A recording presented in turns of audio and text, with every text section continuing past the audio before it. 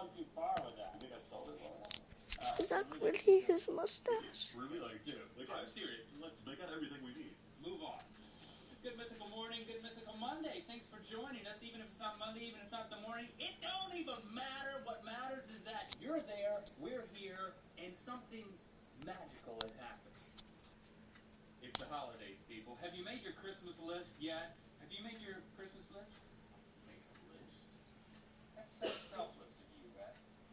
I mean, my life is about others, Link. It's about my children and my wife. I'm just worried about them. I don't even tell them what.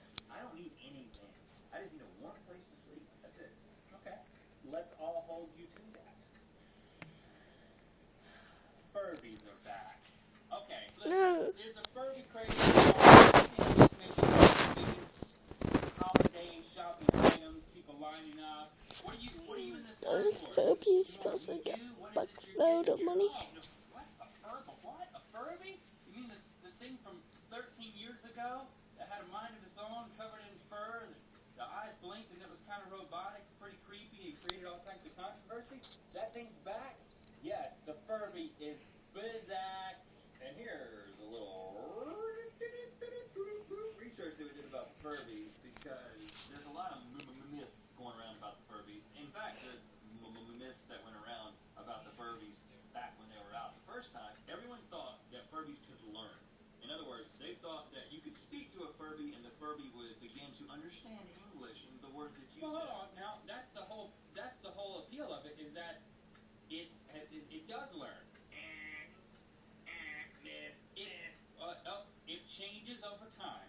Pre-programmed No. changes. And the way that you interact with it changes its personality and determines the way that it develops over time. This is true, but what I'm basically saying is that there are programs that each Furby has, and maybe that every Furby is programmed in exactly the same way, and then depending on how you treat it, it goes in a certain direction.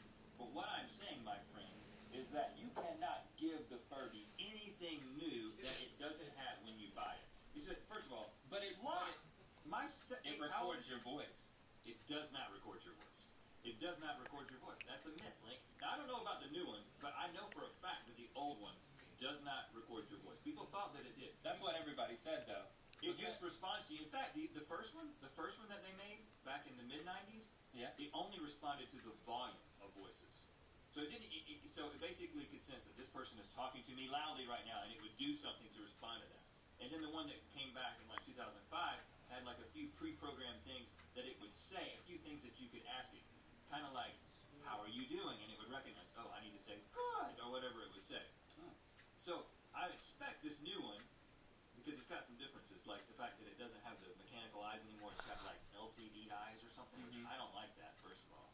But they're more expressive and futuristic. I'm assuming the ears are bigger, the whole thing is heavier, the whole thing's bigger. It does a whole lot more. It's going to seem like it's more interactive. But again, it is interactive, but it really isn't learning anything new. Now, my 8-year-old Lux, all he would talk about, he's like, "Dad, we got to get a Furby. The Furby is evil." Okay, so first of all, he thinks it's evil. Second of all, his application is we have to get one. And then you know how Shepard repeats everything that Lux says. So they come in the room and Lux like, "Dad, we got to get a Furby. The Furby is evil." And Shepard's like, "Dad, the Furby is evil. We have to get one." And they want it because he's like, "Dad, I've been reading the reviews online, and they say that there's some kids..." Reading the reviews online? Yeah, that's what Lux does. "There's kids who cry about it because it tells them that it doesn't like them." And Shepard goes, like, my kids are excited about the potential of having an enemy as a pet. It's a genius pet. I mean, you can pull on its tail. Some Furbies will like it. Some Furbies won't like it. They have different personalities. And then over time, if you, like I said, if you pet it when it does certain things, you reinforce certain things, and it does change how the program unfolds. It's really cool. It'll seem like it's learning. Especially for your kids, it'll seem like it's learning. So I'm not saying don't get one. I'm just saying don't buy into the myth that you tell it something, and then all of a sudden it has that knowledge forever. So your kids want one? Yes. Are you going to give them one? Or are you not going to say because they may be watching this? As he's doing research and reading product reviews, he might see this episode. You don't want to spoil this He product. doesn't watch this. So I'm not going to tell you. Okay. Well, my kids, they'll probably end up wanting one because your kids want one. But I'll tell you who does want one in my family. My wife. Christy wants a Furby. Now, back when we were dating in college, That means you're not meeting her needs. You realize? relational needs. If your wife wants a Furby, you're doing something wrong. I think it only meets relational needs. Am I wrong? Am I right? In college, when we dated, she had a Furby, and she didn't bring it on dates with us, but I would see it in her dorm room sometimes, and then her roommates grew to hate this thing. And then she went on the summer trip, and she went with some friends, and then at a certain point, she took the I'm Furby. scared. At a certain point, the Furby disappeared. Now, here's the thing we haven't mentioned about the Furby. The Furby has no off switch. This is true. It'll just start talking. Disappear. Now, here's the thing we haven't mentioned about the Furby. With some friends, and then at a certain point, she took the Furby with her. At a certain point, Furby disappeared. Now, here's the thing we haven't mentioned about the Furby. The Furby has no off switch. This is true. It'll just start talking and doing whatever, and if you don't interact with it, it'll start pouting and demanding attention. And so all of our friends got annoyed, and it got missing. It got missing, people. It got stolen. And I was like, okay, this is a great prank, people. You know, she's like writing me letters. She's like, my Furby is missing. I don't think she said pray for my Furby, but that was kind of the undertone there, which is a little weird. A little bit. I didn't pray for the Furby. Good. Just I'm going on the record without it.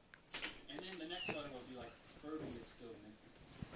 And then the third letter. And then it's like, okay, now the trip is ending, and I'm like, don't worry, they'll return the Furby. It's your roommates, it's your people that are annoyed by it. They're gonna give it back to you at the end. You know, when you come back. They never did. She never got the Furby back.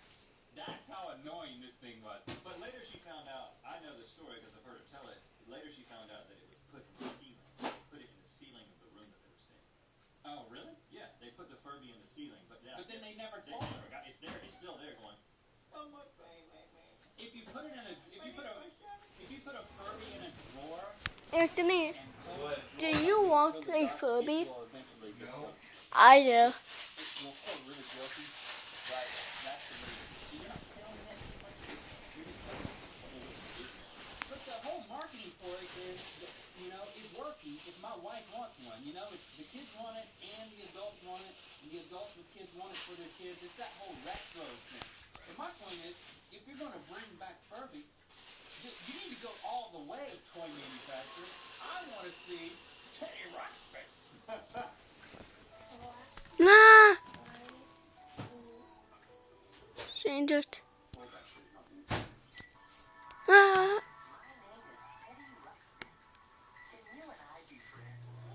Oh, bitch. Fucking stop letting me eat it then, fucker. Nana, Yeah. when Fat Boy's in here, pick up his bowl. He's not okay right now. What? He's not okay right now. But when he's here, pick up Max's bowl. Okay. Fuck that dog. That's pretty great. We need to put a cassette in his back, and then all of a sudden every kid in there. What makes you the most popular kid at school? Be the popular kid. Take a talking teddy bear to school. But It's a good message. But then when the batteries run out, we're like, oh, look, he has a teddy bear. And that's when you start getting beaten up. Look at the kid with the teddy bear. Now, I remember Full batteries not included. I remember Teddy Ruxpin. Can't say I was a fan. I've never had him. Bring it back. But I think the weakness in the Furby and in Teddy Ruxpin is the fact that they are actually interactive on some level. They are mechanical. They require batteries. What I think is? that's bad for kids. I think they should go back to My Buddy. You remember My Buddy? I remember the jingle. What is that teddy bear?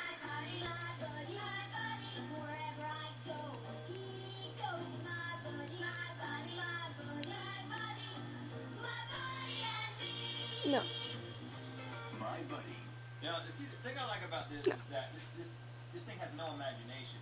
The kid has to give it a personality and give it things to do. Teddy Ruxpin didn't have an imagination. Yeah, but he could speak. And then, another thing about My Buddy is he has this look on his face like, I'm having an okay time, but I'm not really having a good time. Like, I'm sort of just there with you.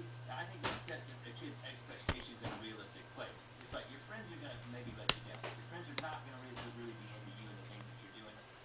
in the commercial it says a real pal. That's what a real pal is. Somebody that just kind of tolerates your presence. And you should probably dress exactly like your real pal and carry him under your arm when you climb the tree homes. You just kind of Live in a tree home with your real pal who's going to be constantly underwhelmed with your presence. Are you going to get a Furby for Christmas? Or are you going to try to find a My Buddy or a Kenny Ruxpin on eBay? It's up to you. Or something else. Let us know in the comments. What is your what Christmas? list is. This limited PlayStation, gaming setup, at YouTube, all that stuff. That's it. Time to let you in on Maybe a Furby. it's an announcement. I'm too old for Furby. Point, I don't think I can make it through this. We are releasing a Rhett and Link version of Teddy Rock's Talking Rhett and Links. They are going to run off cassette tapes. But the technology is